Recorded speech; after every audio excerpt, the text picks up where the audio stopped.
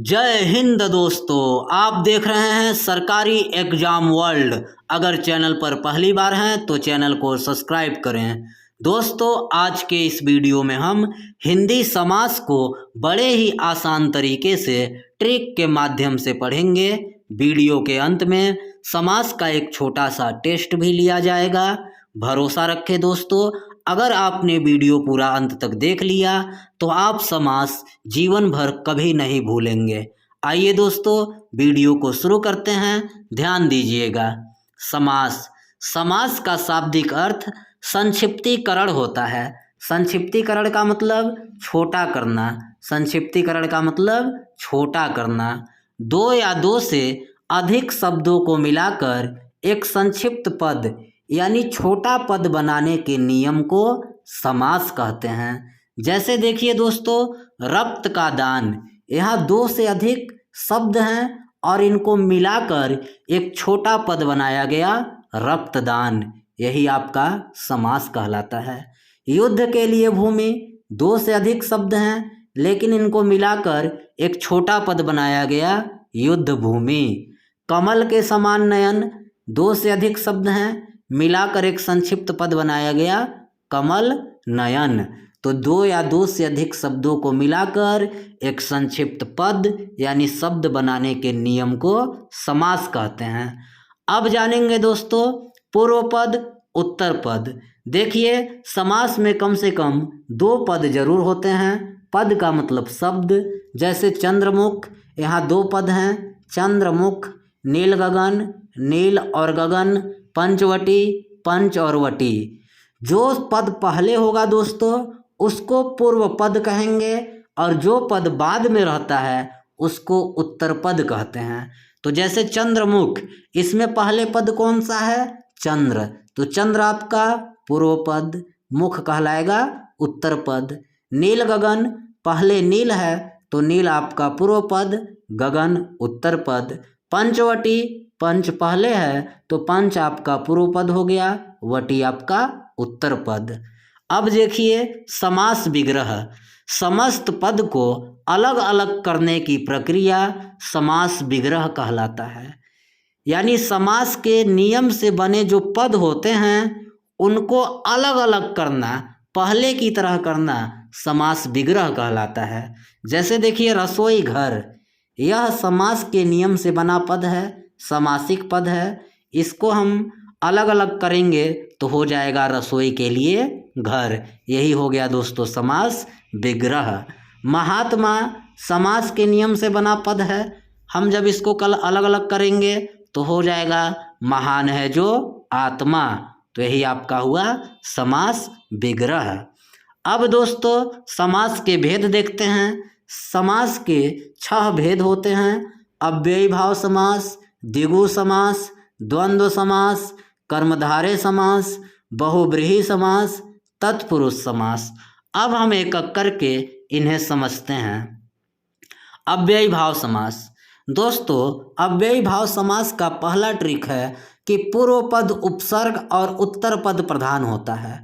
अव्ययी भाव समास का जो पूर्व पद होगा पहले वाला, वह उपसर्ग होगा। जैसे देखिए यथाशक्ति, यहाँ यथा आपका उपसर्ग है। प्रतिदिन, प्रति आपका उपसर्ग है। इसी तरह के अनु, अभि, परि, बे जैसे उपसर्ग होंगे पूर्व पद में। तो जहाँ आपको पूर्व पद में उपसर्ग दिख जाए इस तरह का, वहाँ पर आप तुरंत जान जाएंगे अव्ययी भाव समास है। दूसरी बात याद रखिएगा कि एक ही शब्द 2 बार आता है। जब एक ही शब्द 2 बार रिपीट हो वहाँ भी आपका अव्ययी भाव समास होगा। जैसे गांव, गांव, गांव शब्द 2 बार रिपीट हुआ है तो यह अव्यय की तरह काम कर रहा है, तो यह अव्ययी भाव समास हो गया दोस्तों। बस यही 2 बात याद रखना है कि पूर्व पद उपसर्ग या फिर एक ही शब्द 2 बार आए। यथाशक्ति समास विग्रह, शक्ति के अनुसार। प्रतिदिन समास विग्रह, हर दिन। आजन्म समास विग्रह, जन्म से लेकर। गांव, गांव समास विग्रह, प्रत्येक गांव। समझ गए होंगे दोस्तों। अब अगला देखते हैं द्विगु समास। पूर्व पद संख्यावाचक और उत्तर पद प्रधान होता है। द्विगु समास में जो पहले वाला पद होगा वह संख्यावाचक होगा, संख्या बताएगा, और बाद वाला पद मुख्य पद होगा। जैसे देखिए नवग्रह, नौ क्या है? संख्या है, नौ का मतलब 9। इसी तरह तिरंगा, इसमें जो पूर्व पद ती है यह संख्यावाचक है, ती का मतलब 3। चौराहा, यहाँ भी जो चौ पद है संख्यावाचक है, चौ का मतलब 4। पंचपात्र, पूर्व पद पंच संख्यावाचक है, पंच का मतलब 5। तो जहाँ पर पूर्व पद संख्यावाचक हो और बाद वाला पद प्रधान हो वहाँ पर आपका द्विगु समास होता है दोस्तों। नवग्रह समास विग्रह हो जाएगा, नौ ग्रहों का समूह। तिरंगा समास विग्रह, 3 रंगों का समूह। चौराहा समास विग्रह, 4 राहों का समूह। पंचपात्र समास विग्रह, 5 पात्रों का समूह। समझ गए होंगे। अब आगे देखिए द्वंद्व समास। द्वंद्व समास को पहचानने का सबसे पहला ट्रिक, दोनों पद एक जैसे होंगे, दोनों पद पढ़ने में एक जैसे। जैसे देखिए नर नारी एक ही जैसे हैं दोनों, जल थल दोनों एक जैसे, धर्माधर्म दोनों एक जैसे, राधा कृष्ण दोनों पद एक जैसे। तो द्वंद्व समास का पहला नियम कि दोनों पद एक जैसे होंगे, और दूसरा समास विग्रह करने पर दोनों पदों के बीच और शब्द आएगा। जैसे नर नारी दोनों पद एक जैसे हैं, समास विग्रह हुआ नर और नारी, दोनों पदों के बीच और शब्द आया। जल थल दोनों पद एक जैसे, समास विग्रह जल और थल, समास विग्रह करने पर बीच में और आया। धर्माधर्म दोनों पद एक जैसे, समास विग्रह किए तो दोनों पदों के बीच और आया। राधा कृष्ण दोनों पद एक जैसे, समास विग्रह करने पर दोनों पदों के बीच और आ गया। तो इस तरह से आप द्वंद्व समास को पहचान सकते हैं दोस्तों। अब अगला देखिए कर्मधारय समास। कर्मधारय समास का आसान सा ट्रिक है कि पूर्व पद, पहले वाला पद उत्तर पद यानी बाद वाले पद की विशेषता बताता है, बाद वाले पद के बारे में बताता है, उसकी खूबी बताता है। पूर्व पद उत्तर पद की विशेषता बताता है। जैसे देखिए श्वेत कमल, यहाँ पर पूर्व पद श्वेत है और उत्तर पद कमल, तो यहाँ पूर्व पद उत्तर पद की विशेषता बता रहा है, समास विग्रह श्वेत है जो कमल। महापुरुष, पूर्व पद महा, उत्तर पद पुरुष की विशेषता बता रहा है कि महान है जो पुरुष। इसी तरह चंद्रमुख, पूर्व पद चंद्र, उत्तर पद मुख, तो यहाँ भी पूर्व पद उत्तर पद की विशेषता बता रहा है, चंद्रमा के समान मुख। विद्याधन, पूर्व पद विद्या, उत्तर पद की विशेषता बता रहा है कि विद्या रूपी धन। तो जहाँ पर पूर्व पद उत्तर पद की विशेषता को बताए वहाँ पर आप आंख मूंद कर कर्मधारय समास को टिक करिएगा। अब अगला देखिए दोस्तों बहुव्रीहि समास। दोनों पद मिलकर तीसरे पद की ओर संकेत करते हैं। बहुव्रीहि समास में क्या होता है कि इस समास में दोनों पद मिलकर किसी तीसरे पद की ओर इशारा करते हैं।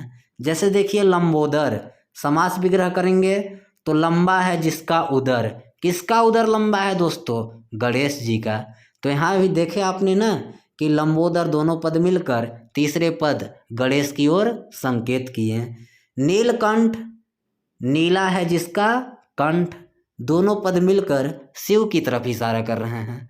विषधर, जो विष धारण करता है, कौन विष धारण करता है? सर्प, दोनों पद मिलकर तीसरे पद सर्प की तरफ इशारा किए। दशानन, आनन का मतलब मुख, जिसके 10 आनन हैं, किसके 10 आनन हैं? रावण के, रावण के 10 मुख हैं। तो यहाँ भी दोनों पद मिलकर तीसरे पद की ओर संकेत किए। तो जिस समास में दोनों पद मिलकर किसी तीसरे पद की ओर संकेत या इशारा करने लगे वहाँ पर आप बहुव्रीहि समास टिक करेंगे। अगला देखिए दोस्तों, अब जो एक बच गया आपका तत्पुरुष समास, उसका मैं अलग से वीडियो बना दूंगा, लिंक इसी वीडियो के डिस्क्रिप्शन में दे दूंगा, देख लीजिएगा। अब हम समास का यहाँ पर टेस्ट लेते हैं। मैंने अभी आपको जो पढ़ाया आपने कितना सीखा? त्रिलोक कौन सा समास है आपको बताना है। देखिए पूर्व पद संख्यावाचक है, संख्या बता रहा है, त्रि का मतलब 3, त्रिलोक। तो मैंने बताया था कि जहाँ पर पूर्व पद संख्यावाचक होता है वहाँ द्विगु समास होता है, तो ये त्रिलोक आपका द्विगु समास हो गया। दूसरा सुरासुर, कौन सा समास है? सुर और असुर। देखिए दोनों पद एक जैसे हैं और समास विग्रह करने पर और आ रहा है, सुर और असुर। तो कौन सा समास हुआ दोस्तों? द्वंद्व समास। द्वंद्व समास में दोनों पद एक जैसे होते हैं। चक्रपाणी, जिसके हाथों में चक्र है, समास विग्रह जिसके हाथों में चक्र है, तीसरे पद की ओर इशारा हो रहा है। किसके हाथों में चक्र है? विष्णु जी के। तो जहाँ दोनों पद मिलकर तीसरे पद की ओर इशारा करते हैं वहाँ आपका बहुब्रीहि समास होता है, चक्रपाणी बहुब्रीहि समास। धन धान्य, दोनों पद एक जैसे हैं, समास विग्रह करने पर धन और धान्य, बीच में और आया तो यह कौन सा समास हो गया? द्वंद्व समास। अनुशासन, यहाँ देखिए अनु उपसर्ग है यानी शासन के अनुसार, तो जहाँ पूर्व पद उपसर्ग होता है कौन सा समास होता है? अव्ययीभाव समास। इसी तरह देखिए गजानन, गज आनन का मतलब मुख, यानी गज के समान मुख वाले। तो यहाँ दोनों पद मिलकर तीसरे पद गणेश की तरफ इशारा कर रहे हैं, गज के समान मुख वाले। कौन है? गणेश जी। तो जहाँ दोनों पद मिलकर तीसरे पद की ओर इशारा करें वहाँ पर आपका बहुब्रीहि समास होता है, गजानन बहुब्रीहि समास है।